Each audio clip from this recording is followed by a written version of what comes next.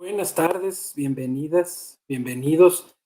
Es un enorme gusto, un enorme placer, no solo que nos podamos reencontrar a través de la distancia en esta actividad en concreto de la Escuela Judicial Electoral, del Tribunal Electoral, del Poder Judicial de la Federación. Es un verdadero placer poder saludarles y también es un enorme placer y un enorme gusto el que esta tarde pueda yo presentar si es que requiere alguna presentación, a ustedes, a la maestra Carmen Carreón Castro. Insisto en el hecho de consultar, preguntarme si es acaso necesaria la presentación, porque doña Carmen Carreón Castro es, sin duda, una de las grandes personalidades, una mujer muy conocida en el ámbito electoral y particularmente también en nuestro Tribunal Electoral del Poder Judicial de la Federación. En esta ocasión vamos a tener la enorme fortuna de poderle escuchar lo que tenga bien decirnos con esa experiencia, con esa maestría que le caracteriza en torno a, precisamente, la protección de los derechos políticos de la ciudadanía y de la militancia. Y si bien muchos de nosotros conocemos bien la trayectoria de la maestra Carreón, evidentemente,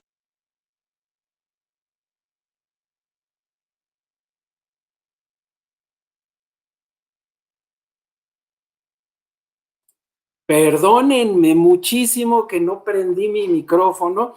No voy a repetir todo lo que dije, salvo lo más importante y sustancial, que era un verdadero gusto, un verdadero placer encontrarme hoy con todas ustedes, con todos ustedes, darles la más cordial bienvenida a esta actividad de la Escuela Judicial Electoral y mucho más presentarles, si acaso requiere algún tipo de presentación, la maestra Carmen Carreón, persona más que bien conocida y reconocida precisamente en el ámbito electoral y en el ámbito del Tribunal Electoral del Poder Judicial de la Federación, de cuya sala superior es actualmente la subsecretaria general de Acuerdos. Y antes de dejarle en el uso de la voz, insisto, me voy a permitir leer unas líneas biográficas de la maestra María del Carmen Carreón Castro, que es egresada de la Facultad de Derecho de la Universidad Nacional Autónoma de México, en la que obtuvo el título de licenciada en Derecho y los grados de especialista en Derecho Electoral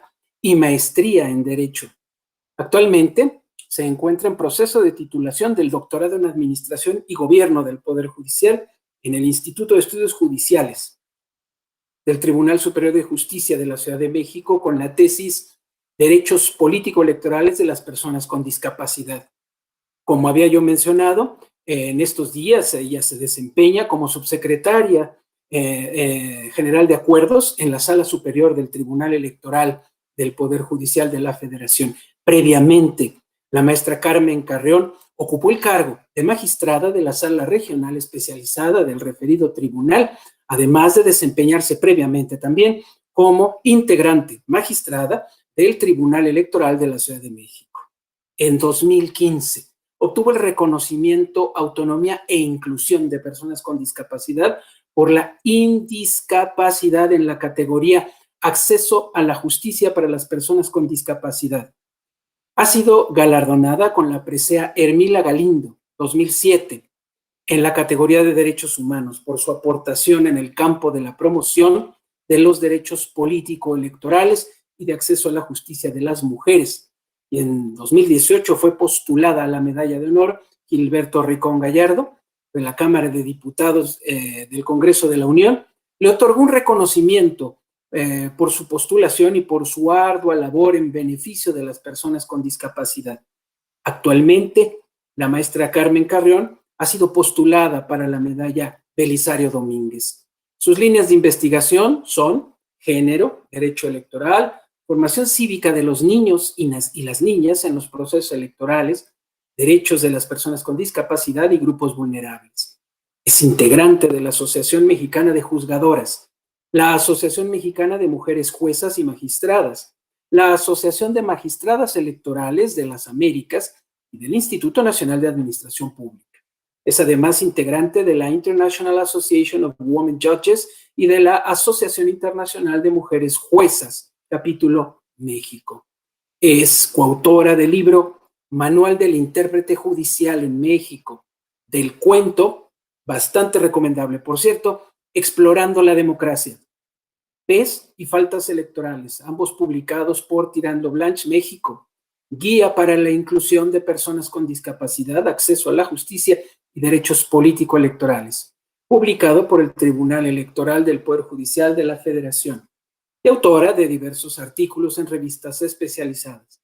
En el ámbito académico ha sido catedrática de las asignaturas de judicialización electoral, estrategias para la equidad de género, discriminación y violencia de género, en la División de Estudios de Posgrado de la Facultad de Derecho de la Universidad Nacional Autónoma de México. Como había yo mencionado, un verdadero placer, un enorme gusto darle la más cordial bienvenida a esta Escuela Judicial Electoral a la maestra Carmen Carrión, a quien dejo en el uso de la voz. Bienvenida, maestra Carrión, adelante.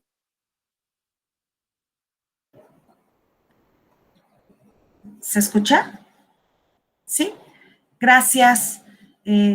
Pues para mí es un enorme placer el poder coincidir un viernes por la tarde, casi cada quien tenga su cafecito al lado, y que sea más que nada una charla, y de antemano pues mi agradecimiento al magistrado Felipe de la Mata Pizaña, así como a la Escuela Judicial Electoral, a su directora Gabriela Rubalcaba, a nuestro querido Alejandro Camacho, jefe de la unidad académica, por permitirme coincidir con el querido doctor reconocido también, Carlos Báez. Créanme que ojalá puedan también ver sus publicaciones. Y bueno, yo antes de iniciar, comentábamos que uno se convierte en fan de la escuela judicial, de cómo de manera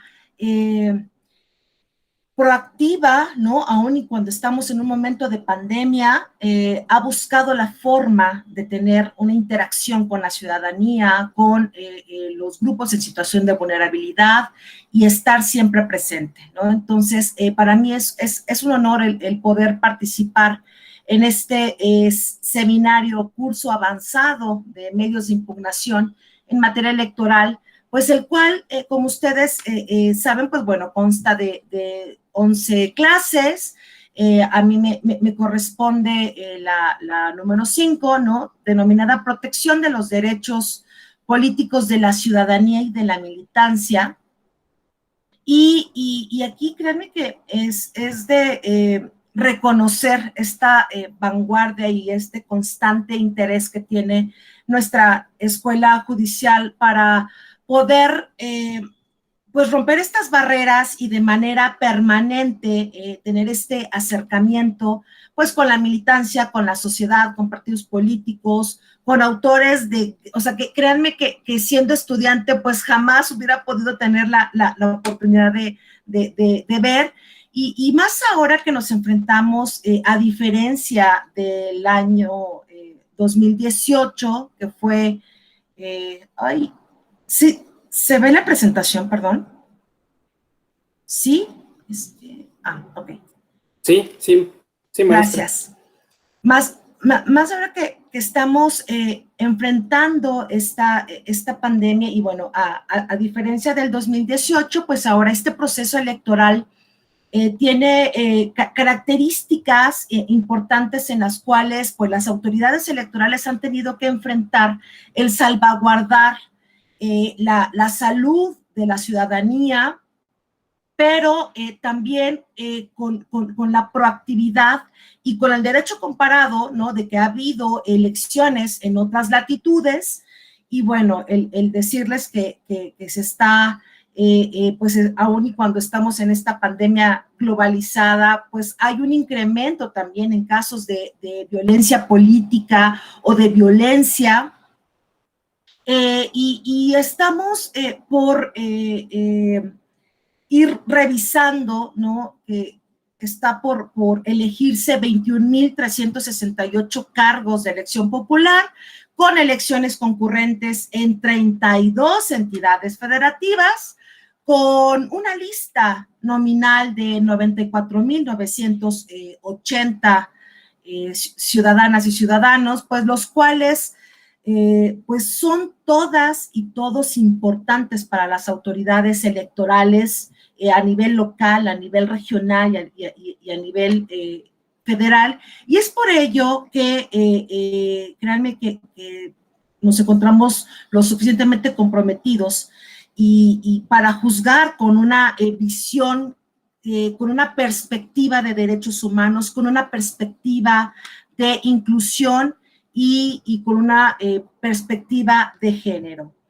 Me gustaría comentar cómo hemos venido identificando lo que hemos llamado democracia históricamente, y también siéntanse con la libertad de que podamos ir interactuando, si ustedes así lo consideran oportuno. Esto es más que nada una charla y que podamos ir viendo cómo la función de juzgar de un tribunal electoral que evolucionó y realmente tiene muy poco tiempo, se están cumpliendo 25 años, y decir, bueno, en 25 años eres un chamaco, ¿no? Eres un puberto, y cómo en 25 años hay una evolución de no solamente cuidar y proteger los derechos político-electorales, sino va más allá, y esto también derivado del nivel de los colaboradores, de las personas que trabajan en estas autoridades electorales, que constantemente se encuentran capacitándose en las diferentes materias que de manera transversal tocan a los derechos político-electorales. Es por hoy que, bueno, siempre decir, pues, democracia, derechos político-electorales, es como siempre muy reiterativo, ¿no? Y decimos que, pues, esto se deriva de las voces griegas del domos, ¿no? Igual a lo que conocemos como pueblo, kratos igual a poder, o también se identifica como el poder del pueblo. En nuestro marco constitucional, pues desde la Constitución de 1857 se estableció en el artículo 40 constitucional, y de manera pues literal reproducido por la Constitución de 1917, en donde se prevé que es voluntad del pueblo mexicano constituirse en una república representativa, democrática, laica, federal, compuesta por estados libres, soberanos, en todo lo concerniente a su régimen interior. Y a veces como que ya de manera muy automática decimos, claro, pues sí es una república representativa, ¿no? O sea, que tenemos que elegir, y democrática, ¿no? Es por eso que quería el poner como nuestro inicio de la forma de gobierno que tenemos. Y pues aquí los derechos políticos pues son una manifestación y una forma de ejercicio del poder soberano que tiene el pueblo, y de acuerdo también con lo previsto en el artículo 39 constitucional, pues el cual prevé que la soberanía nacional reside esencial y originalmente en el pueblo. Todo poder político dimana del pueblo y se instituye para beneficio de este. El pueblo tiene en todo tiempo el inalienable derecho de alterar o modificar la forma de su gobierno. Entonces, aquí, al ya ir viendo, pues, cómo estamos como Estado, aquí vemos que se requiere como elemento indispensable en el Estado de Derecho sustentado sobre el respeto de los derechos humanos y de las garantías constitucionales para su protección, en donde los derechos político-electorales, pues podríamos considerar que principalmente los encontramos en el artículo 35, ¿es este? Sí. Ay, perdón. En el artículo 35 constitucional, en donde, como ustedes saben, pues ya hubo una reforma en el 2019 Y pues nosotros conocíamos que en el artículo 35 constitucional de nuestra Carta Magna, pues bueno, son los derechos de la ciudadanía y tenemos el derecho de votar en las elecciones populares. Y normalmente se piensa que o se considera que los procesos electorales es cuando trabajan las autoridades y créanme lo que no, ustedes irán advirtiendo los diferentes derechos político-electorales que de manera permanente se están vulnerando y aparte, me atrevo a decir que de manera inalienable están totalmente vinculados con los derechos humanos de las personas. Nada más que para poder ejercitarlos, pues que tengo que ser ciudadano, ¿no? Entonces, aquí pues vemos que tenemos el derecho de votar en las elecciones, el poder ser votada, ahora sí ya incluso se cambia la redacción, ¿no? El ser votada en condiciones de paridad para todos los cargos de elección popular, teniendo las calidades que establezca la ley, ¿no? Esas calidades, ¿cuáles son? El poder asociarnos de manera individual y libremente para tomar parte en de forma pacífica en los asuntos políticos del país. Y aquí, si bien es cierto, aquí tenemos el derecho de asociación de manera individual y libremente, pues también tenemos el artículo 9 de nuestra Constitución, en los cuales pues tenemos este derecho de poder asociarnos, ¿no? No con fines político-electorales. Este es con un fin político-electoral. Entonces, se agregó en el 2019 el que también el tomar las armas de las Fuerzas Armadas, ejercer en toda clase de negocios de derecho de petición, poder ser nombrado para cualquier empleo o comisión en el servicio público, el iniciar en los términos y requisitos que establezca la Constitución y el Congreso.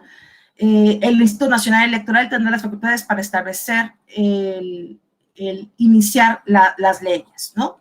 El votar en las consultas populares sobre la trascendencia nacional o regional, de los cuales, pues bueno, sabemos que en el mes de agosto va a haber también una consulta popular, incluso ahí se ha estado difundiendo las economías que está trabajando la autoridad administrativa electoral, pues bueno, también es un derecho político electoral.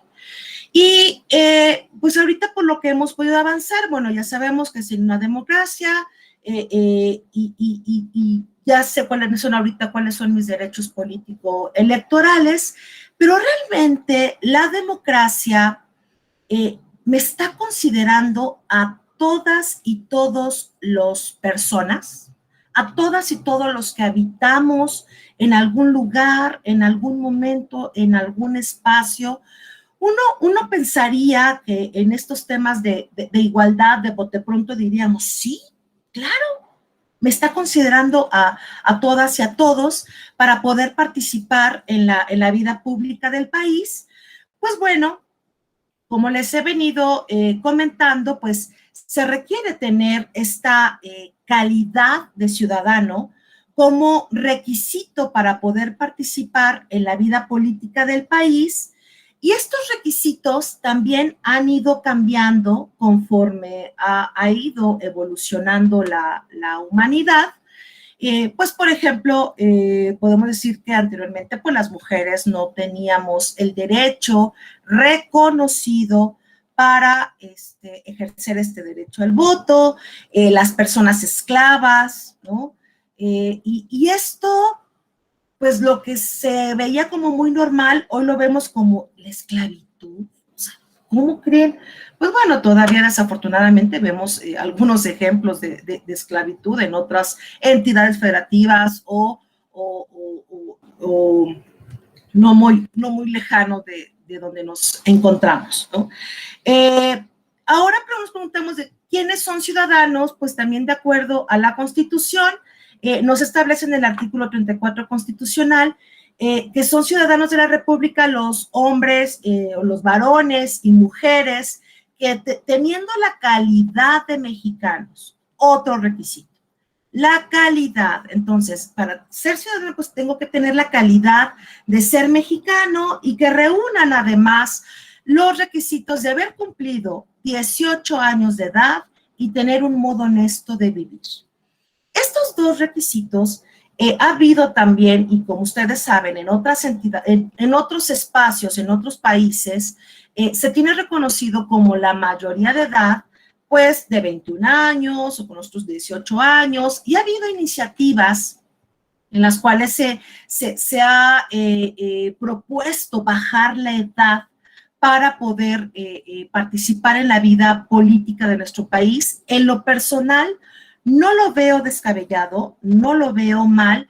Lo que sí me preocupa es la falta de información y la falta de formación cívica. Eso sí me preocupa. Porque si no hay un acompañamiento tanto de, no solamente de las autoridades electorales, sino también de todas y cada una de las autoridades del legislativo, el ejecutivo, el judicial, de este acompañamiento de la formación cívica, ¿no? Porque nada más uno pensaría que le corresponde a nuestros maestros que están en las aulas o incluso a nuestros familiares esta educación cívica. Si realmente hubiera una información y hubiera un desarrollo de lo que implica nuestros derechos político-electorales, yo creo que sí estaríamos en actitudes, incluso lo estamos viendo en Colombia, ahorita de lo que se está suscitando, la mayoría de las personas que se están manifestando son jóvenes. Lo que pasó en Chile no hace mucho, no hace mucho también, niños y jóvenes estaban manifestando. Entonces, aquí tenemos pues también ya otra forma en la cual pues se están allegando de tanta información nuestras niñas, niños, adolescentes y jóvenes que también ya están en aptitud de ejercer sus derechos político-electorales, pero pues sí también es irlos acompañando para que vayan aquilatando tanto en la responsabilidad de tenerlos y no solamente de reclamarlos, sino ya los tienes, ahora cómo los defiendes, cómo los ejerces. El tener también un modo honesto de vivir, bueno, también ha sido, antes decíamos, no, bueno, eso ya es obsoleto, o sea, ¿cómo comprobamos un modo honesto de vivir? Y bueno, ustedes sabrán que autoridades electorales jurisdiccionales, tanto locales y en especial la primera que lo empezó a utilizar fue la Sala Regional Jalapa, al emitir una sentencia en donde un hombre estaba vulnerando los derechos político-electorales de una mujer, cometiendo violencia política en razón de género, y la Sala Regional Jalapa determinó como sanción el que no tenía un modo honesto de vivir. Y esto fue antes de las reformas del 13 de abril del 2019, no, perdón, del 2020, en que se da ya por fin, la configuración y conceptualización de lo que se conoce como violencia política. Entonces, hoy es muy importante de hablar de tener este modo honesto de vivir y más en los casos que tengan que ver personas involucradas en los procedimientos especiales sancionadores, en aquellas que consideren que se están cometiendo violencia política de género. ¿Por qué? Porque están siendo ahora registrados en un padrón nacional que también se ha cuestionado su constitucionalidad y convencionalidad, y eso ya es como prueba superada. Ya hay una instrucción por parte del Tribunal Electoral del Poder Judicial de la Federación para que se abriera ese padrón de sujetos sancionados, y esto es paralelo e independiente del que deba de tener la Fiscalía General de la República una vez que también se llegaran a presentar o tengan denuncias en contra del delito por violencia política en razón de género.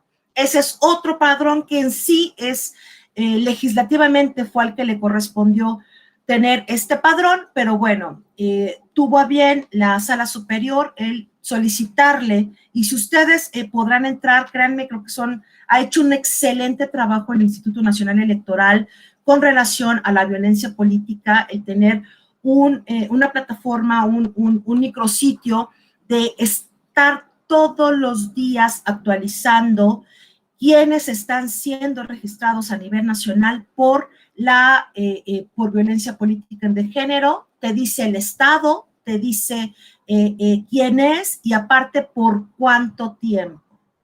Y ustedes saben que por haber sido ya por haber sido ya determinado por una sentencia el no tener el modo honesto de vivir, no puedes participar como candidata o como candidato y como candidata. Pues también ustedes verán que de acuerdo a la imagen, pues bueno, ven personas que a simple vista, pues no son menores de edad. Uno pensaría o presume que son mayores de edad, que tengan, pues presumiblemente un modo honesto de vivir, y al parecer, pues no tenemos por qué discriminar, ¿no? Pero desafortunadamente la discriminación, los estereotipos de manera histórica, ¿no? Vienen predominando, que careces de cualidades y de calidades para poder participar en la vida política del país. Se llega a cuestionar que por ser mujer, pues te falta experiencia, échale ganitas, vuélvete a formar, ¿no? Hombre, en esta vez no te toca. Uf. Estás muy joven, no puedes participar en la vida política, ¿no? Tú síguele ahí pegando pendones. O ya estás muy grande para participar en la vida política, ¿no? Ya hay muchos casos en los cuales nuestros adultos mayores también están siendo violentados y discriminados para participar en la vida política. Entonces, pues bueno, todavía venimos arrastrando estas estereotipos y discriminación que se nos ha tatuado, pero que bueno, afortunadamente, y es algo que yo le abono y le apuesto a la educación cívica, que podemos ir quitando esas barreras. Maestra, ¿Sí? maestra Carrón, Juan Ignacio Bilbao ha levantado la mano. Sí, por favor, doctor. Por favor, Juan Ignacio. Sí, perdón por la interrupción, pero levante la mano porque antes de que se me vaya lo quiero preguntar. Ahora que está tocando el punto del modo honesto de vivir, pues aunque la Constitución nos dice que es un requisito, el desarrollo de este concepto está en la jurisprudencia. Y la sala ha establecido ya una línea jurisprudencial que la violencia política desvirtúa este modo honesto de vivir. Considero que eso va más allá, no solo por razones de género, sino por algún otro tipo de condiciones como las que acaba de mencionar, las discapacidades, las preferencias sexuales o las condiciones raciales, pues también podrían desvirtuarlo. Pero también me pregunto si esto no es un precedente o sienta las bases también para desvirtuar el modo honesto de vivir por el incumplimiento de obligaciones en otro tipo de materias propias del derecho. Por ejemplo, la materia del derecho administrativo sancionador, de familia, parte de esto. Por ejemplo, en el caso de los precandidatos, cuando incumplen con sus obligaciones de fiscalización, al final de cuentas creo que va por ese sentido, porque tiene que ver con el hecho de que la persona viva de acuerdo a las costumbres de la comunidad en las que se desenvuelve. ¿Y qué mayor costumbre que el cumplimiento de la ley? No solo las cuestiones penales, sino las de otros tipos de índoles. Entonces, quería preguntarle su opinión con respecto de esto, de esta postura, si siente esas bases. No, precisamente esto es una forma de ir identificando estas categorías sospechosas que todos los días se van presentando en los casos que son puestos a consideración de las magistraturas, y que uno diría, ay, no, bueno, ¿cómo que? No, bueno, esto es nada, ¿no? De lo que realmente se ven todos los días. Y qué bueno que lo comentas, Juan Ignacio, porque también se estuvo manejando en el momento en que se da lo de la sentencia para que se del padrón de sujetos sancionados, también el acuerdo que emite el Instituto Nacional Electoral para que se cumpla con la de 3 de 3. Y esto va como muy emparejado a lo que me estás diciendo, que tiene que ver cómo la persona que busca representar a una comunidad, a un colectivo, a un grupo, a un estado, a un país, ¿no? O sea, alguien que busca representar, pues efectivamente tiene un modo honesto, ¿no? Y es del dominio público, pero también, pues que en su vida personal también tenga ese desarrollo. Entonces, que no fuera deudor alimentario, ¿no? Porque también se ha determinado que algunos precandidatos o, pues sí, alguien que aspiraba a ser candidato, pues tenía problemas, pues maritales, ¿verdad? Y que incumplía con ser deudor o que ya había sido sancionado por violencia,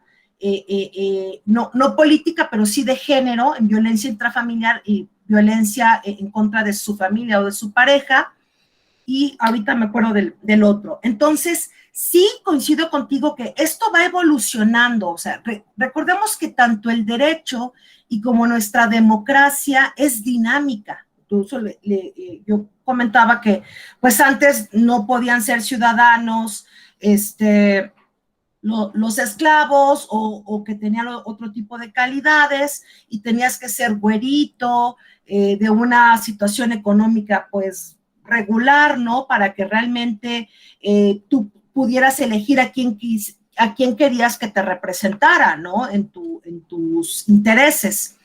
Pero esta visión ha ido evolucionando y ustedes saben que también a partir del 2011, en donde nuestro país cambia este paradigma de juzgar con esta posición de derechos humanos, en donde lo más importante que está en el centro es la persona. Todo y cuanto quieran resolver es con base en lo que más le convenga a la persona.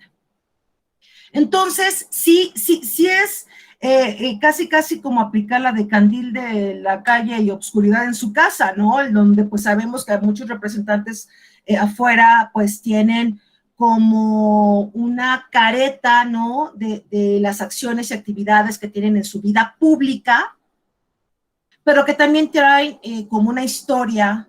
El Tribunal Electoral de Oaxaca emitió resolución sobre el caso de Dante Montaño, ya no le alcancé a leer. Y bueno, vamos viendo el cómo va adecuándose y cada vez más nos vamos convenciendo que queremos que las personas que nos están representando tengan ciertas calidades para poder representar a todos los demás. ¿Por qué? Porque también tú dices, híjole, efectivamente yo me represento o yo me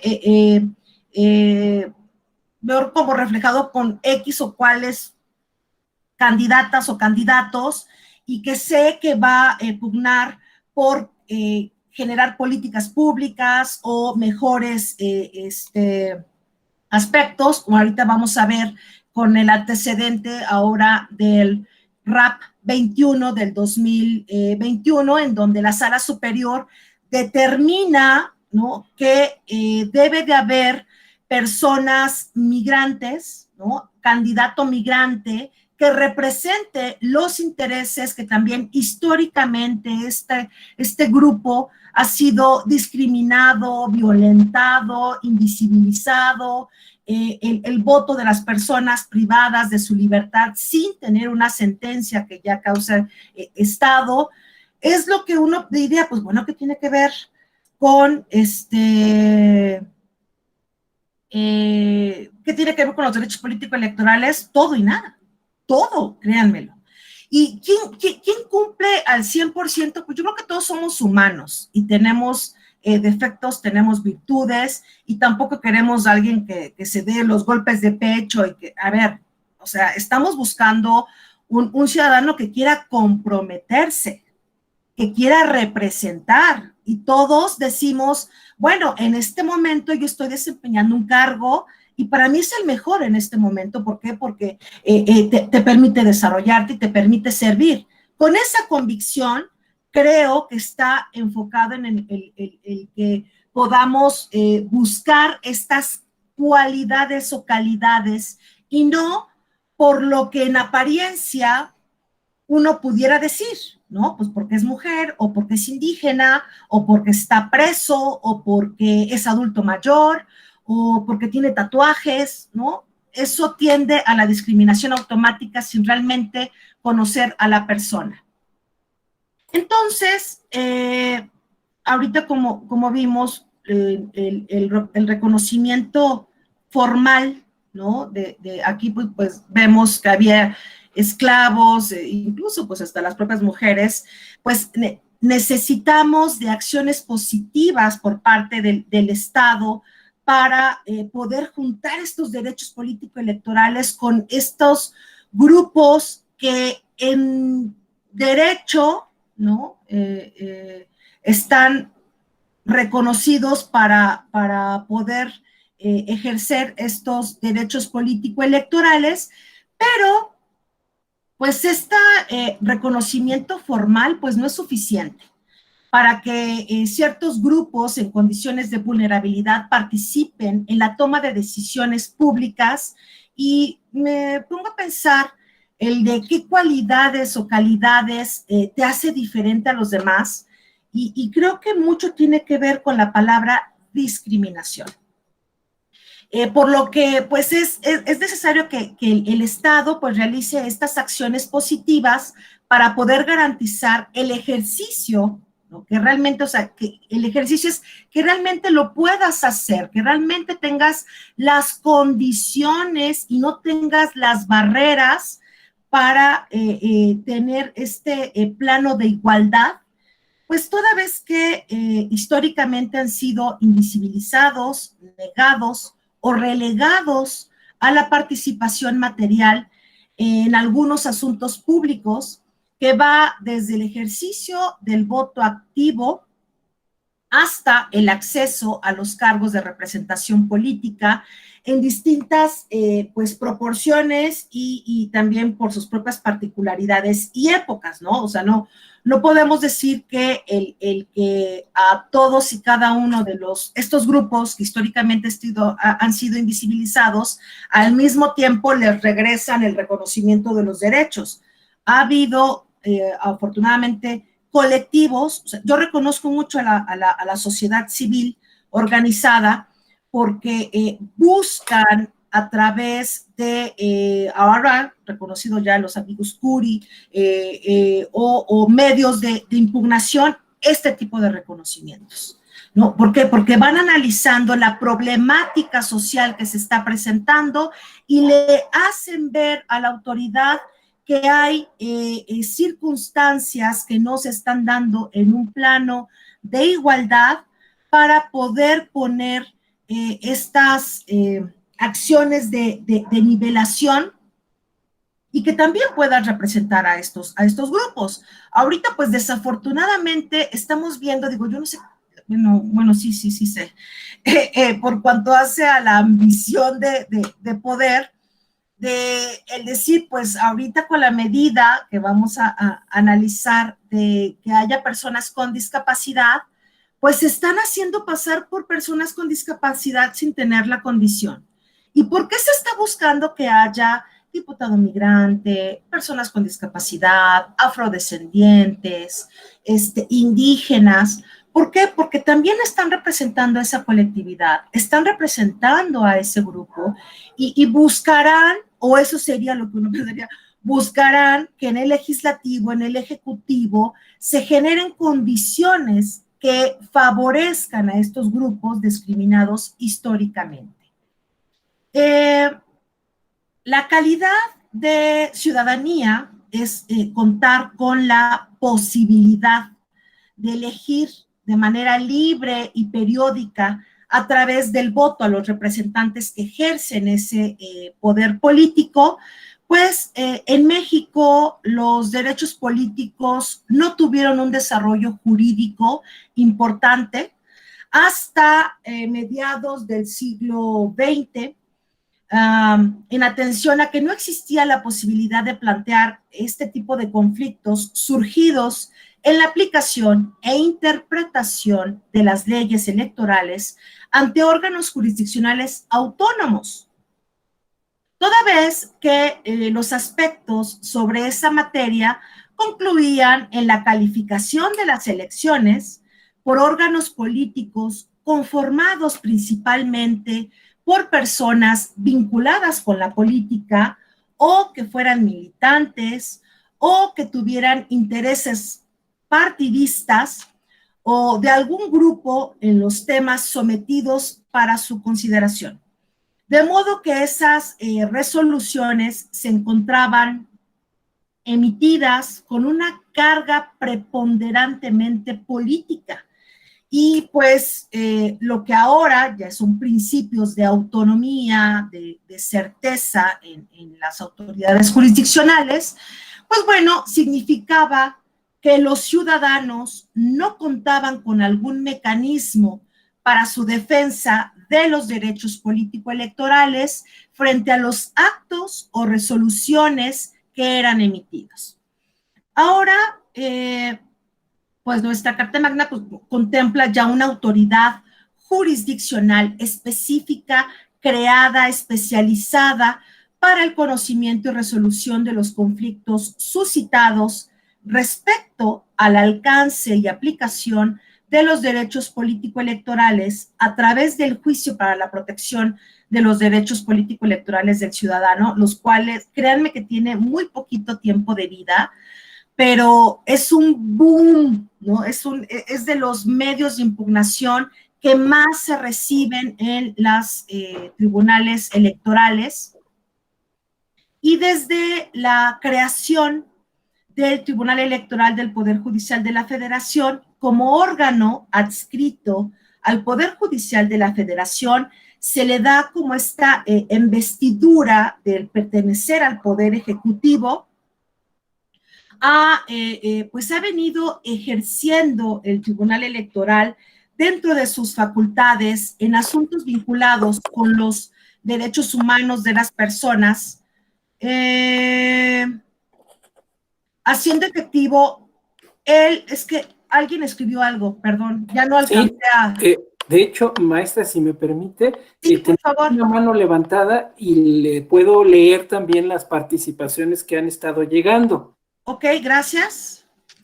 Antes de darle el uso de la voz a Fernanda Carvajal, que es quien levantó la mano, por un lado, Fabiola Gutiérrez, menciona, y sin embargo, el Tribunal Electoral del Estado de Oaxaca emitió resolución sobre el caso de Dante Montaño, aunque fue sancionado por violencia política de género y se encuentra en el registro de personas sancionadas, era insuficiente para desvirtuar su modo honesto de vivir. Supongo que a lo que hace referencia doña Fabiola es a la sentencia dictada el 13 de mayo en Oaxaca, precisamente en torno a esta persona y sus derechos políticos, Dante Montaño Montero.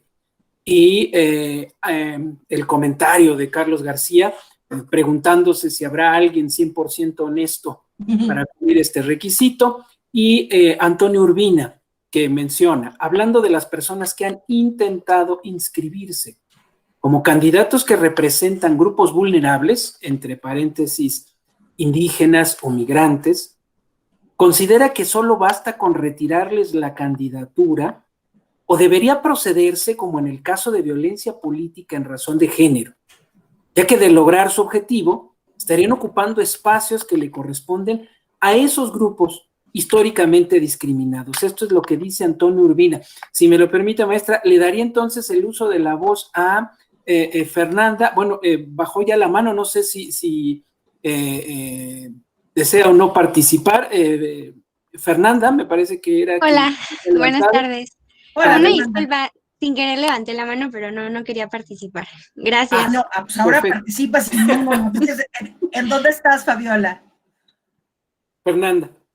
Fernanda, perdón. ¿Perdón? ¿Eres de la Ciudad de México? Sí. Sí, soy de la Ciudad de México. Ok. Gracias. Fernanda, a ti. Tenemos ahora sí a doña Laura Ceballos. que también levantó la mano. Ahorita No, voy yo sí. de nuevo con Juan Ignacio. Yo soy la que sí levanté a propósito. Doctora, muy buenas tardes. Muchas gracias por esta excelente ponencia. Y yo la verdad es que sí estoy muy de acuerdo con esta idea de que haya representantes de los verdaderos grupos que necesitan ser representados en la Cámara. Estoy muy contenta de que haya esta nueva oportunidad para los migrantes de ser representados. Tuve ocasión de entrevistar a la candidata para representar a los migrantes en la Ciudad de México. Y lo que ellos plantean, pues es muy cierto, o sea, han sido invisibilizados por siempre. Parece que se fueron y ahora no tienen derecho cuando ellos mantienen a sus familias aquí. Trabajan allá, sufren allá discriminación, trabajos muy duros y de todas maneras ni siquiera se les reconocían los derechos. Entonces me parece que ese es un gran primer paso que abre la puerta a estos muchos grupos minoritarios que en realidad son los más. O sea, es curioso cómo es que si viéramos como si fuera un mosaico, es el mosaico de los afrodescendientes, el mosaico de las mujeres vulnerables, de los indígenas, de los estos, de los otros, y al final cuando se juntan son más en proporción que los que no pertenecemos a ninguno de estos colectivos, los del colectivo LGBTQ y más. Y al final me parece que, es mi opinión, me parece que es urgente que en vez de que haya una sub- y sobre representación de 8% para unos partidos políticos que hoy no representan mucho a nadie, más bien se viera justamente por la lucha de quienes sí representan a estos grupos vulnerados, vulnerables por siempre, porque es más digno representar a las personas que a un partido político. Esa es mi idea. ¿Por qué tendría la Cámara que tener 40 diputados de partidos que hoy no tienen ninguna credibilidad ante la gente y no verdaderas personas, migrantes, afrodescendientes, LGBT, personas con cualquier tipo de discapacidad o incluso personas de la sociedad civil que sí han hecho cosas? Y pues este es un primer muy, muy fuerte paso para que esto empiece a suceder. Muchísimas gracias. Gracias, Laura. Excelentes reflexiones. Gracias. ¿Haría algún otro comentario sobre los comentarios, maestra Carrión? Hay otra mano levantada y otras dos manos levantadas, como usted me indique, para darle también continuidad a la exposición. A ver, si gusta, le contesto ahorita de los que han llegado también para no dejar de atender. Gracias por participar, que esto es parte de lo que nos nutre, de lo que nos enriquece y que nos abre ese panorama a ponerle rostro a los expedientes. Créanme que esta forma de juzgar con perspectiva de derechos humanos es eso, y ahorita lo comentaba muy bien Laura, y bueno, el tema de lo que comentaba Carlos, de si hay alguien 100% puro, pues mira, también estamos hablando con un modo honesto de vivir. Ahora sí que te aplicaríamos el que esté libre de pecado, el que aviente la primera piedra, ¿no?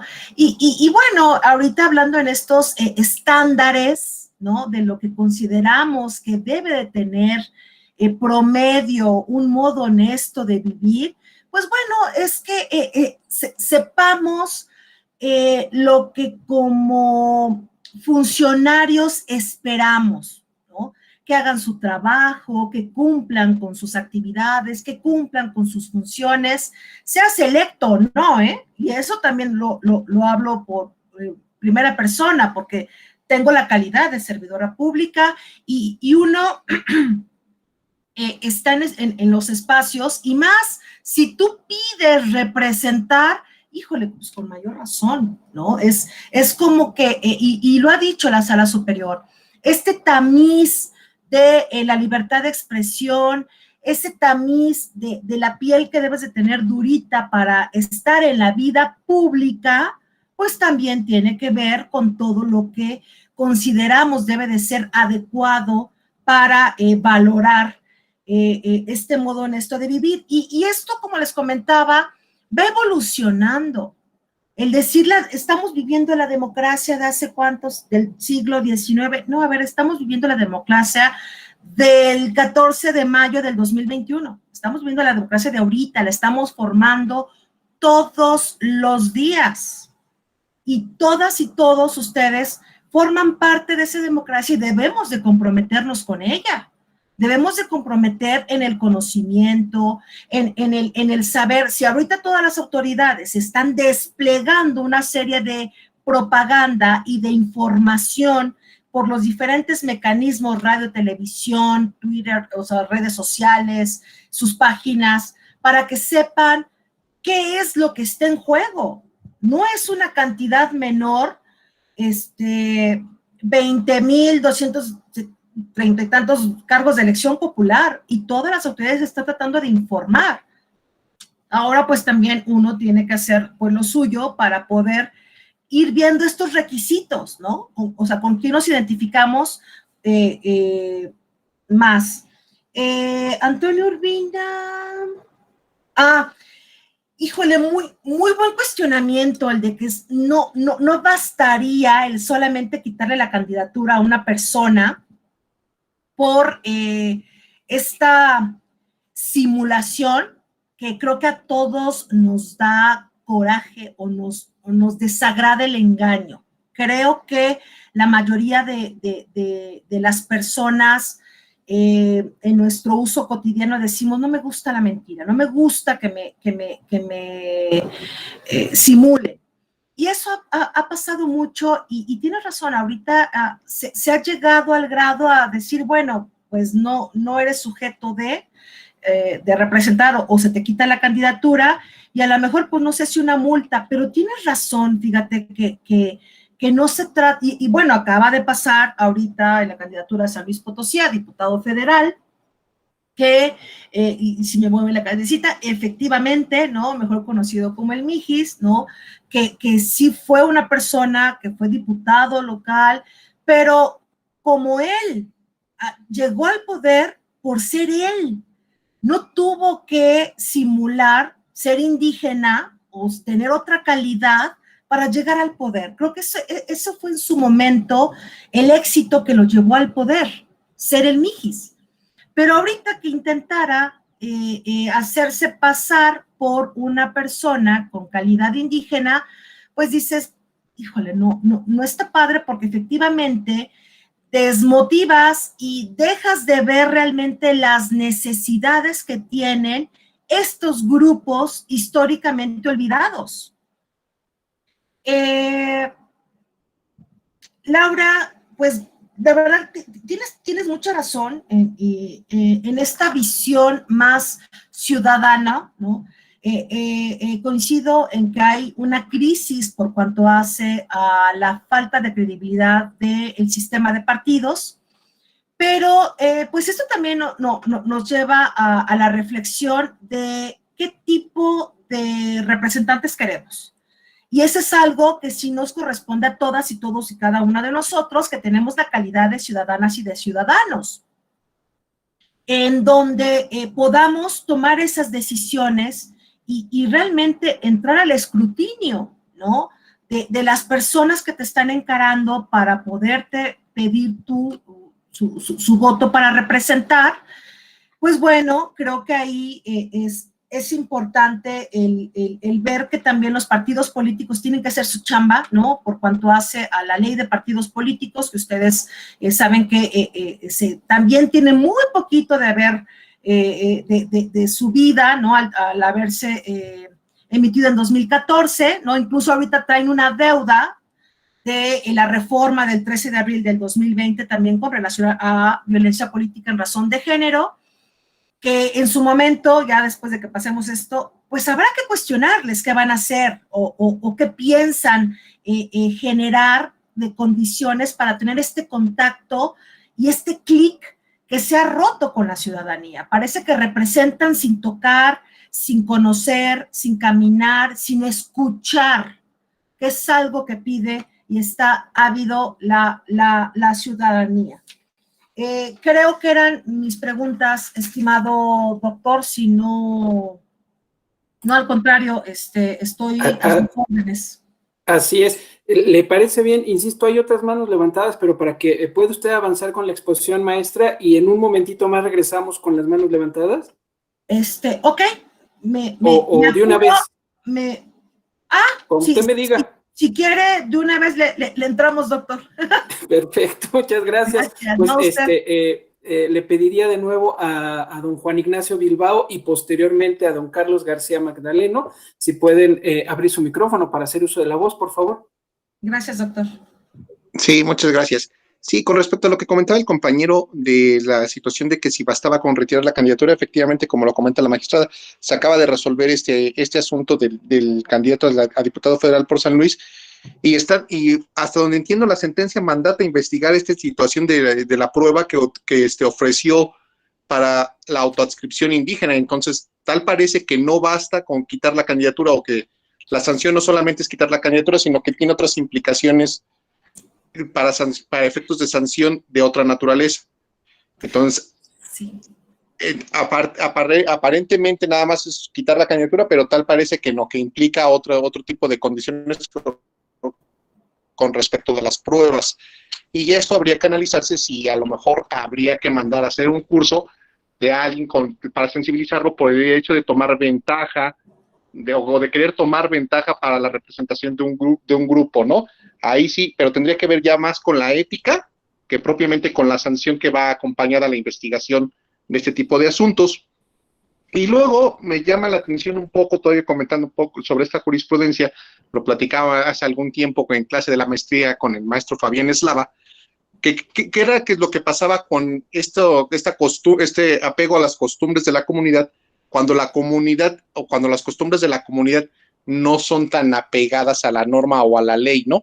Que había regiones del país donde había ciertas costumbres que realmente sí se separaban de lo que decía el derecho o el Estado de Derecho. Entonces, que a partir de estas condiciones podría presumirse o no el modo honesto de vivir, por lo menos sociológicamente hablando, ¿no? Entonces era algo como que quedaba todavía en el aire.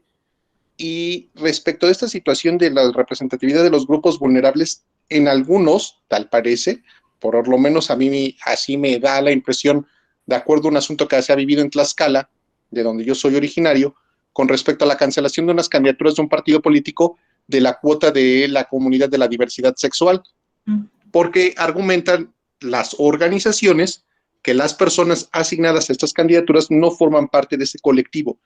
Y la interrogante que queda es, ¿tienes que formar parte de alguna asociación para poder representar a tu grupo, a este grupo, o algún otro tipo de situaciones, ¿no?, que se pudieran dar? Porque esto también implica, al final de cuentas, vivirlo, ser parte de una comunidad así, pues también vivirlo para el interior de uno mismo, ¿no? O sea, yo no quiero pertenecer a alguna asociación, me siento bien como estoy, y eso no me implica perder estos...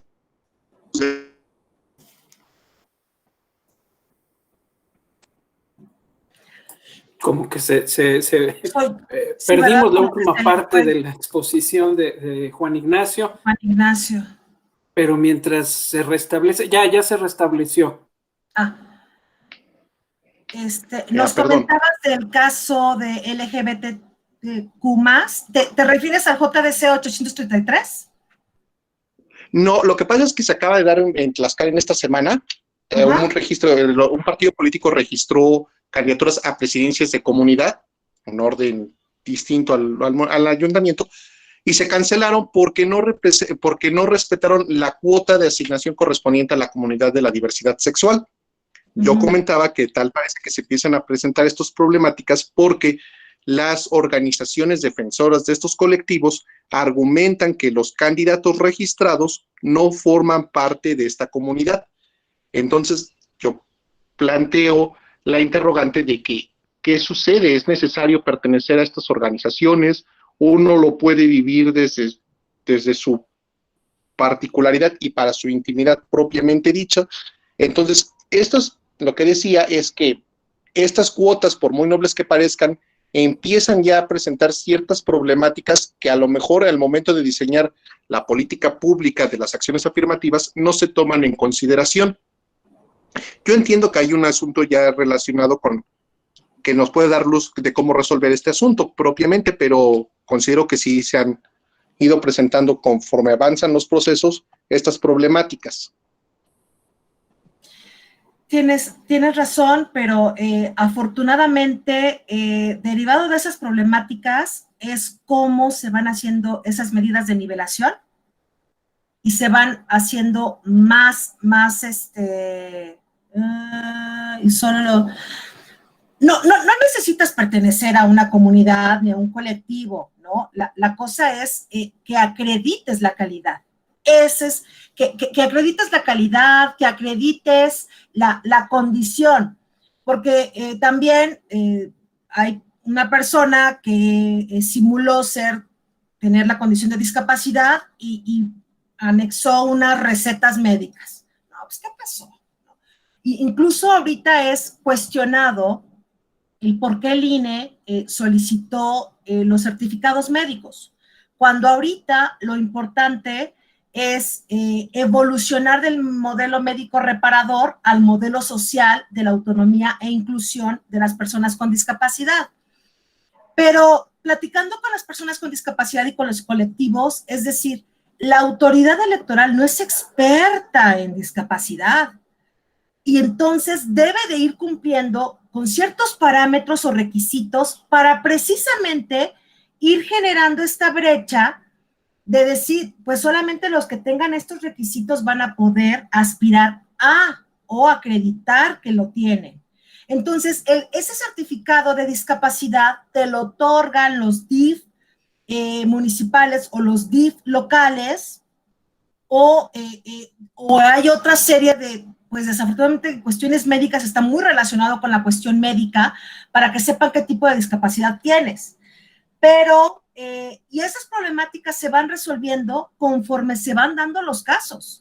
O sea, qué bueno que se van presentando para ir haciendo esos ajustes y recuerden que derivado de las sentencias, tesis y jurisprudencias del Tribunal Electoral del Poder Judicial de la Federación que ha emitido o que emitió con relación a la violencia política en razón de género, fue muchísimo, muy valioso y tomado en cuenta por el legislativo para poder crear y generar esta reforma del 13 de abril para crear la violencia política, el concepto de lo que debemos entender por violencia política.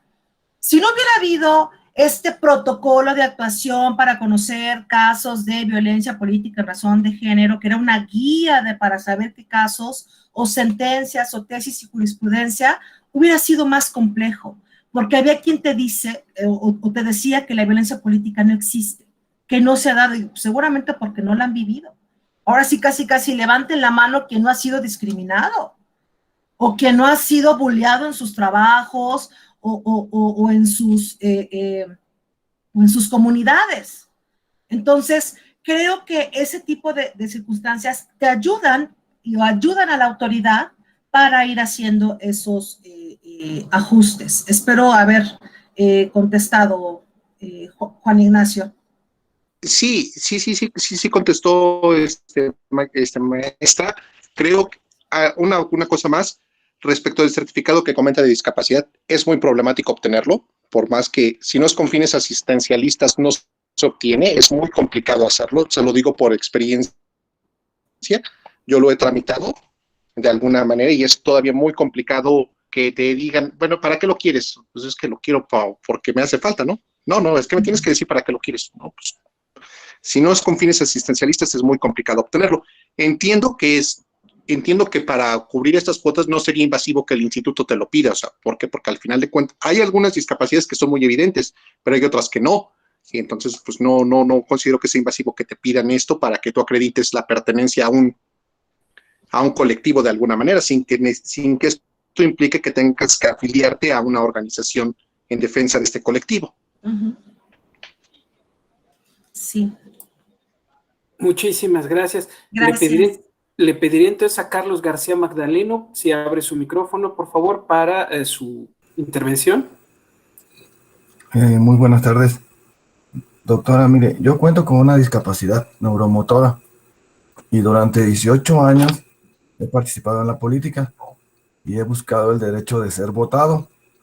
Y por cuestiones de discriminación y de intereses, pues hasta la fecha no he podido lograr eh, ese derecho.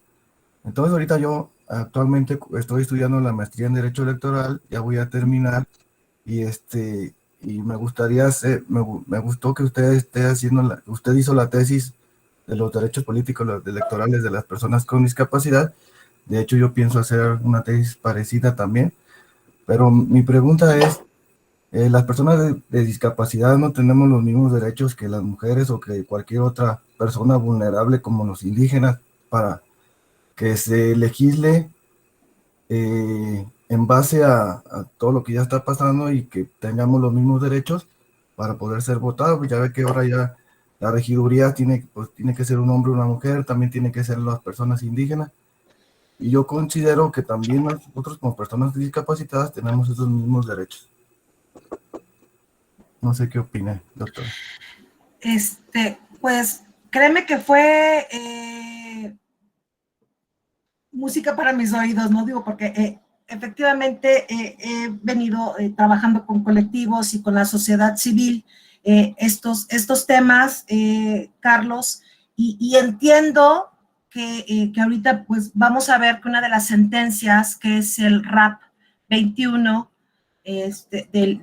ahorita te lo damos y con mucho gusto te puedo compartir la guía práctica de inclusión de personas con discapacidad en procesos electorales, que es gratuito y está de manera digital, editado por el Tribunal Electoral del Poder Judicial de la Federación, en la cual plasmo lo que son los derechos político-electorales de las personas con discapacidad, el acceso a la justicia, así como pues un glosario, ¿no? ¿Verdad? Para poder utilizar un lenguaje correcto para dirigirse a este colectivo de una manera respetuosa y sin discriminación.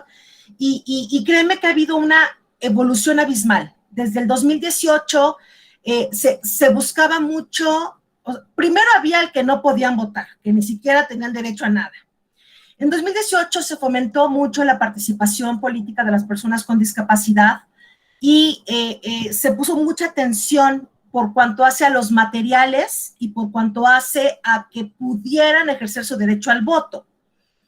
Pero en este año, en este proceso electoral, se dio el brinquito porque ya había acciones por parte del INE para crear este acuerdo para generar la acción afirmativa a favor de las personas con discapacidad, pero ahora derivado de la sentencia del RAP 121 y acumulados del 2020, se le solicitó por parte del Tribunal Electoral del Poder Judicial de la Federación al Instituto Nacional Electoral que emitiera esta acción afirmativa para que hubiera representación por parte de indígenas, afrodescendientes, personas con discapacidad, comunidad LGBTQ+.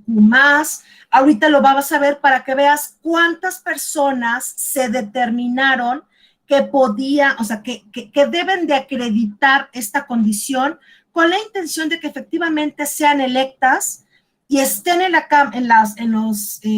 tanto en el poder legislativo local y federal.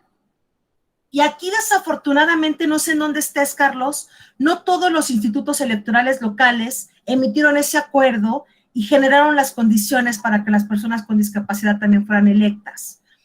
Pero créeme que el Tribunal Electoral del Poder Judicial de la Federación hizo su chamba, o sea, dio el pasito de ser inclusivo y ahora sí conminar a los partidos políticos que cumplieran con esta cuota.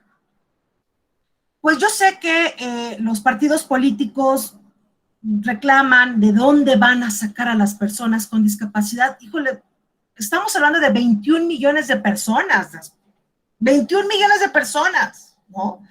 Pero qué bueno que te interesen estos temas, con mucho gusto en lo que te pueda servir.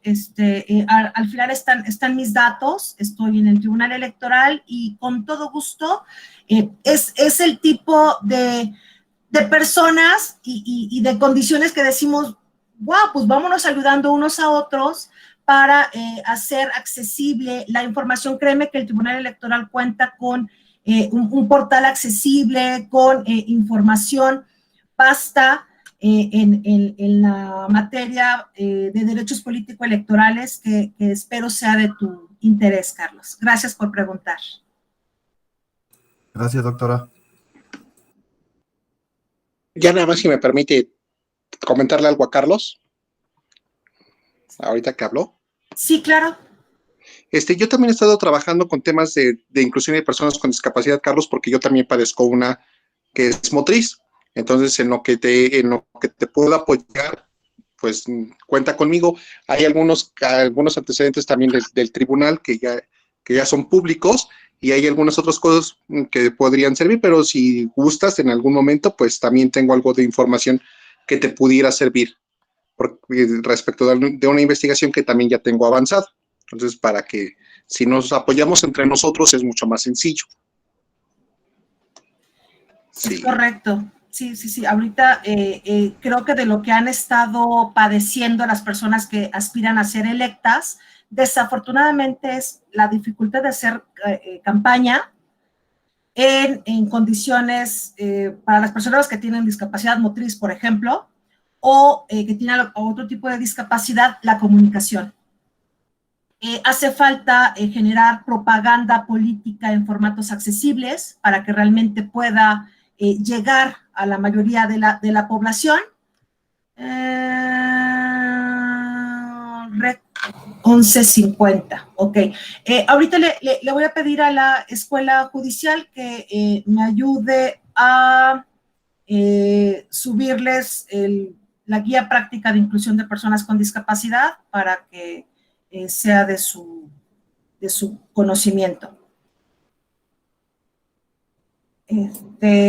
Con gusto lo hacemos ahora mismo. Gracias. ¿Alguien más? Creo que...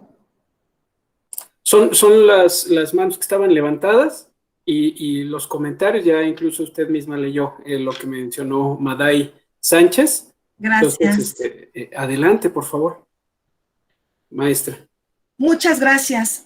Pues bueno, como les comentaba, este cambio que ha tenido el Tribunal Electoral, en donde a partir del 96, pues forma parte del Poder Judicial, y pues estas decisiones de los tribunales electorales, créanme que pueden tener un impacto de amplio alcance, incluso se extiende más allá de las propias personas que están promoviendo estos medios de impugnación, porque aun y cuando un tribunal no tenga las facultades para resolver erga omnes, una sentencia bien, créanme que una sentencia bien estructurada, argumentada, con esta visión de juzgar con esta perspectiva de derechos humanos, puede incidir de manera importante en un grupo de situación de vulnerabilidad. Nuestro sistema electoral mexicano, pues bueno, se encuentra integrado por un catálogo de medios de impugnación que ustedes han estado viendo a lo largo de estas clases y continuarán viendo, y se divide por 5 juicios y 4 recursos. Uno de ellos es de carácter administrativo, cuya autoridad competente para su resolución es el Instituto Nacional Electoral. Estos catálogos de medios de impugnación se encuentran previstos en la Ley General del Sistema de Medios de Impugnación en materia electoral, y este sistema pues nos contempla ya como el principio de definitividad de los actos y etapas de los procesos electorales. Créanme, no porque colabore en el Tribunal Electoral, pero no hay rezago. O sea, la misma naturaleza y la dinámica del Tribunal Electoral no te permite que haya rezago. Hay una dinámica de en cuanto están llegando los asuntos, se están resolviendo de manera inmediata en horas, ¿no? El sistema de medios de impugnación, pues bueno, se integra por el recurso de revisión que está previsto para garantizar la legalidad de actos y resoluciones de las autoridades electorales, ¿no? El recurso de apelación, pues prevé el juicio de inconformidad y el recurso de reconsideración, son para garantizar la constitucionalidad y legalidad de actos y resoluciones de las autoridades electorales federales. El juicio para la protección de los derechos político-electorales, pues créanme que este juicio que les comentaba es para la vulneración de todos y cada uno de los derechos político-electorales, de votar, ser votado, de asociación, afiliación, integración de órganos, tanto como autoridad de representante de casilla o autoridades electorales. El juicio de revisión constitucional electoral, pues también está para garantizar la constitucionalidad de actos o resoluciones definitivos.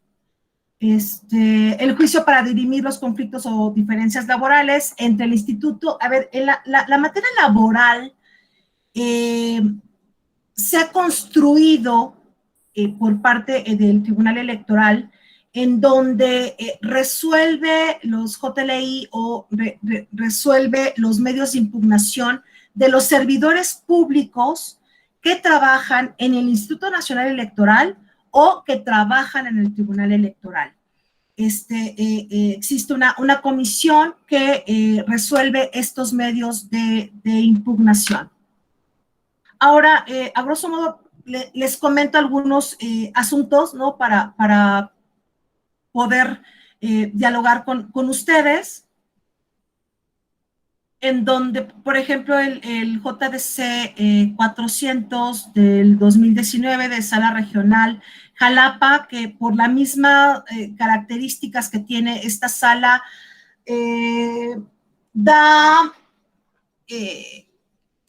tiende a conocer muchos asuntos en donde se vean involucrados grupos en situación vulnerable, ¿no? Indígenas, violencia política, por la situación geográfica que conoce del sureste, ¿no? Entonces, aquí, pues bueno, asunto de la Sala Regional Jalapa, pues se cuestionó una sentencia del Tribunal Electoral del Estado de Oaxaca, en donde estaba relacionada con el derecho político electoral para desempeñar un cargo de elección de una persona adulta mayor, quien atribuyó actos de violencia política al presidente municipal de Santa Catalina Chieri. Lo que la sala resolvió, pues bueno, se ordenó al Instituto Estatal y de Participación Ciudadana de Oaxaca llevar un registro de la ciudadanía que tenga, pues, desvirtuada la presunción de tener un modo honesto de vivir, ¿no? Se le conminó que efectivamente estaba cometiendo actos de violencia política en contra de una persona por no convocarlo a los actos del cabildo, no proporcionar la información y pues nada más pues, no pagarlo, ¿no? Entonces, también el tema de violencia política es emblemática la jurisprudencia 21 del 2018, en donde se dan los 5 elementos para poder conocer lo que es la violencia política de género, y no dudo que haya otro tipo, o sea, a ver, hay otros tipos de violencia, pero la jurisprudencia 21 del 2018 te sirve como un tipo checklist para saber si efectivamente lo que tú estás denunciando presumiblemente puede ser considerado como violencia política.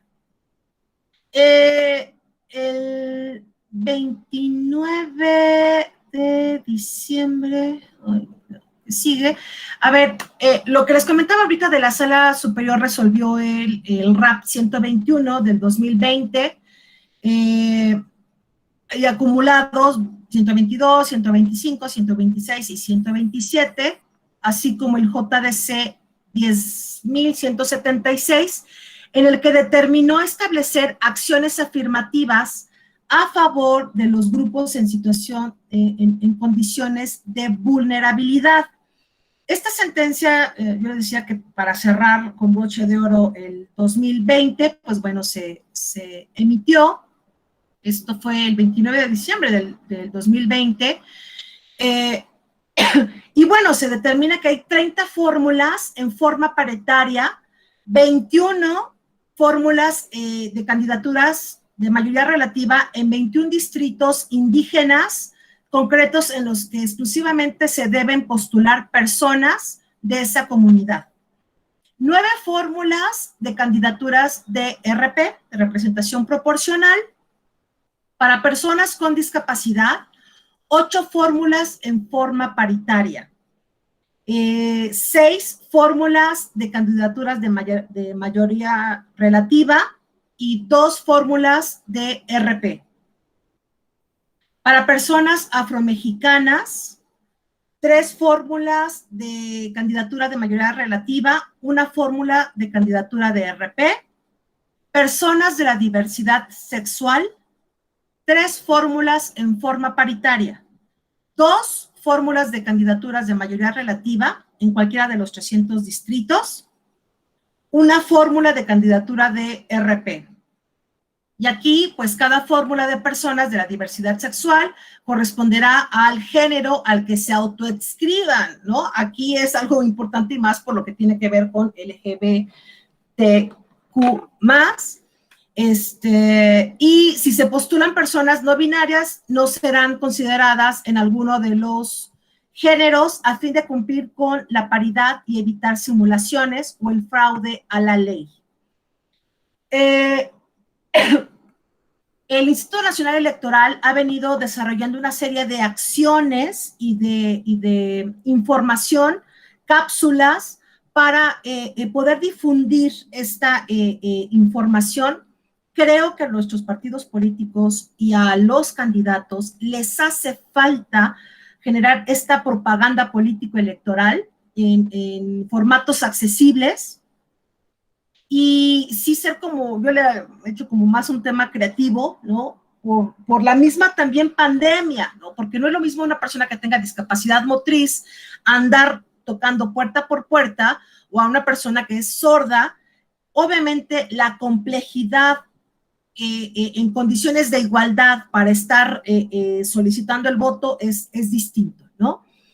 El INE prevé el uso de plantillas en lectoescritura braille, que aquí es algo importante que el Instituto Nacional Electoral ha desplegado a los CAE, a las personas que están capacitando, a los que van a ser funcionarios de casilla, decirles que tienen todo el material para que las personas con discapacidad puedan ejercer el derecho al voto y que puedan ser asistidas el día de la jornada electoral de la persona de su confianza.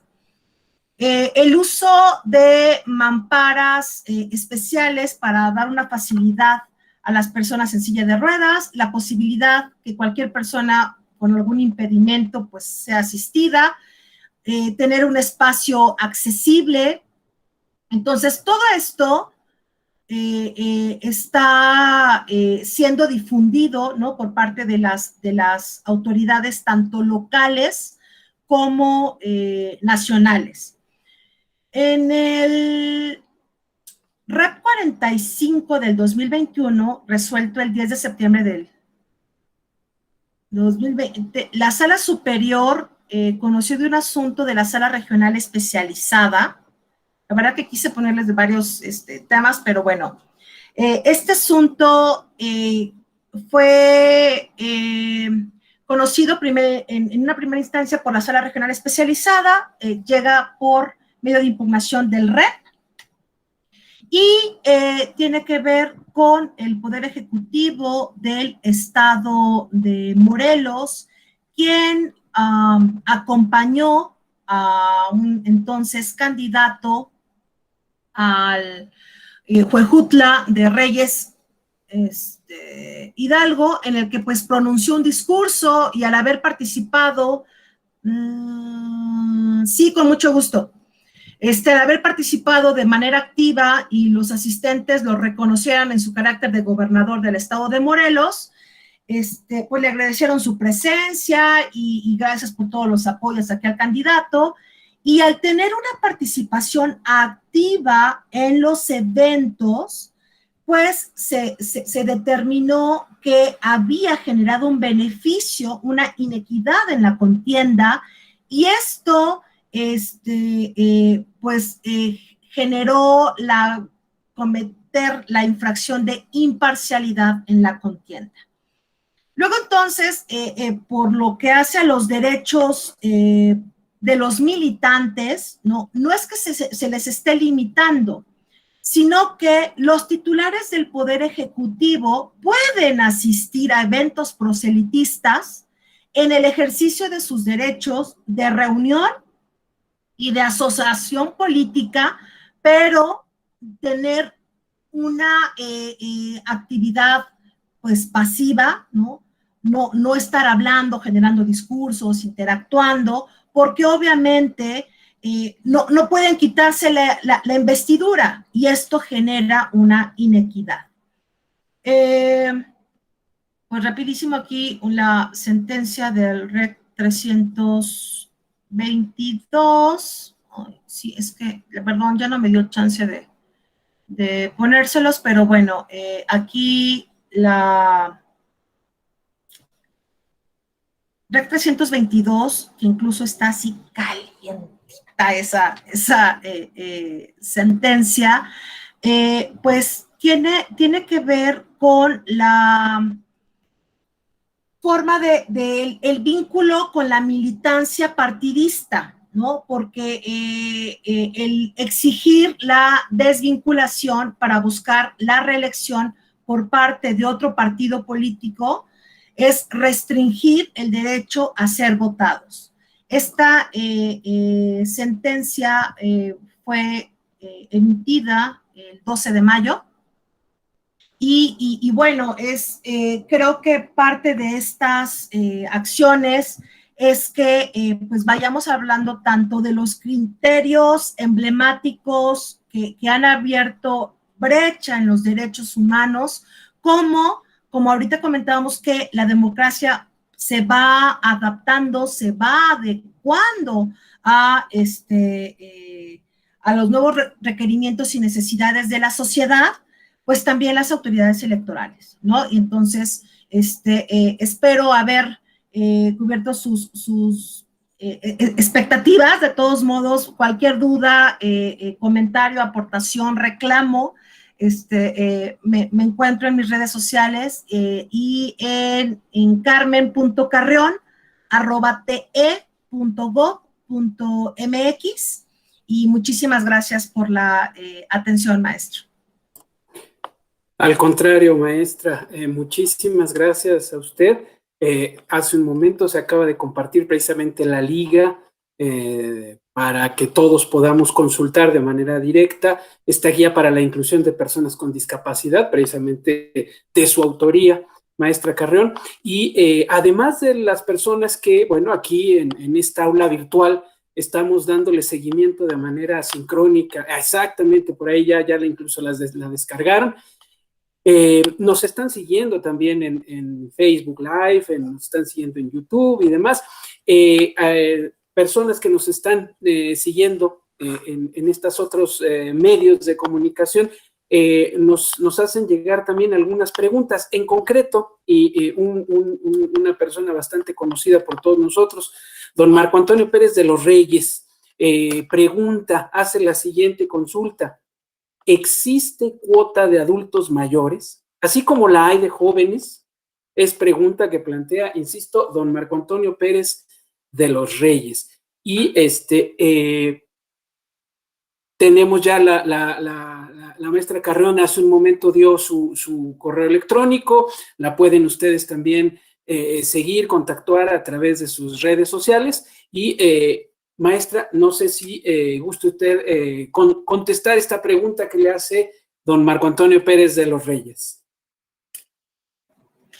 No, bueno, mi querido doctor y reconocido gurú, maestro de los Reyes, ojalá hubiera. Créanme que a veces cuando hacemos valer los derechos político-electorales y somos cuota. Yo empecé, la primera vez que fui magistrada electoral fui por cuota, sí, lo reconozco, y obviamente pues te pones la camiseta para trabajar por esas acciones.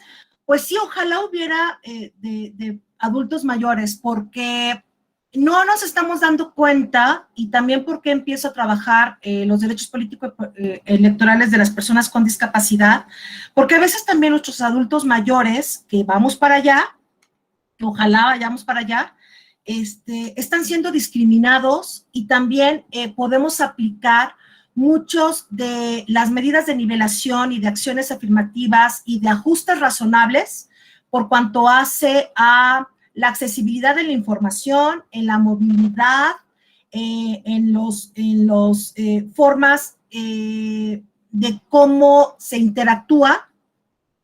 Y hay bastantes asuntos en los cuales adultos mayores han sido discriminados por esa condición. Yo no sé por qué, por eso le apuesto a la educación cívica, por eso le apuesto a los principios y los valores para seguir inculcando a las nuevas generaciones, porque pues los de mi generación, pues crecimos con ese respeto a nuestros adultos mayores y el que tenían una experiencia a lo cual debíamos de aprenderle, y si no, también tenerles un respeto. Pero ahora nos encontramos no solamente con una falta de respeto, sino con violencia, con discriminación, y eso realmente es increíble, que no nos estemos preparando a que México se está haciendo viejo, no tenemos políticas públicas para nuestros adultos mayores, y lo mejor no es que haya espacios ni para personas con discapacidad, ni para adultos mayores como centros de reclusión. O sea, en lo personal creo que sí tenemos que tener los mecanismos para incluirlos, ya sea al seno familiar o al seno social, colectivo, y esto creo que tiene que ver mucho con la educación y en la forma en cómo haces válidos esos derechos y difundes los derechos. Y más allá de que existan, se reconozcan, se ejerzan, se sancionen. Porque también, pues al parecer que si no hay sanción, pues como dicen, no pasa nada, ¿verdad? Y creo que en eso también ha sido muy puntual nuestro Tribunal Electoral para emitir ese tipo de dinámicas. Y de verdad, doctor, lo espero haber atendido, y si no, de todos modos, me encuentra a sus órdenes y a sus respetables consideración, ¿no? Muchas gracias, doctor. Muchas gracias, maestra Carrión. Después de esta excelente exposición, abordando no solamente los temas desde un punto de vista práctico, procesal, electoral, sino bordeando, digamos, esos temas que son precisamente temas frontera, donde, como bien lo mencionó la maestra Carrión, no necesariamente quienes han desempeñado o desempeñan la función electoral, la función jurisdiccional electoral, son necesariamente expertos en el conocimiento de esa problemática, pues es indispensable, sin duda, el acercarse a la misma, el tratar de comprenderla, que me parece que ya es un primer gran avance, intentar y acercarse a conocer esa problemática, no solamente en general, de todas las personas que por ciertas características, pues pueden llegar a integrarse en alguno de estos grupos de los cuales pues siempre recae alguna sospecha en su beneficio para superar cualquier traba que limite nuestras condiciones de igualdad. Muchísimas gracias, maestra Carrión. Sin duda ha sido una excepcional exposición de estos temas, insisto, por demás relevantes en todo momento, por supuesto, pero más actualmente, precisamente por el contexto en el que nos enfrentamos o al que nos enfrentamos y los tiempos que corren, las campañas, los procesos, el momento de elegir y el momento de participar de todas y todos, toda la ciudadanía, precisamente en las elecciones, en la elección de quienes han de representarnos. Les consulto a todas mis compañeras y compañeros que están aquí presentes si no hubiese alguna otra pregunta, algún otro comentario, y si no fuese así, pues adelantándome al agradecimiento y al aplauso que seguramente vamos a tributarle a la maestra Carrión, pues por parte de la Escuela Judicial, le agradezco muchísimo su participación, su siempre entusiasta colaboración con esta Escuela Judicial, y pues, insisto, convocaría a todas las personas presentes a abrir sus micrófonos para pues proporcionarle un afectuoso y muy merecido aplauso a la maestra Carrión por esta excelente exposición. Muchas gracias. Muchísimas gracias, maestra. Si hubiese algún comentario final.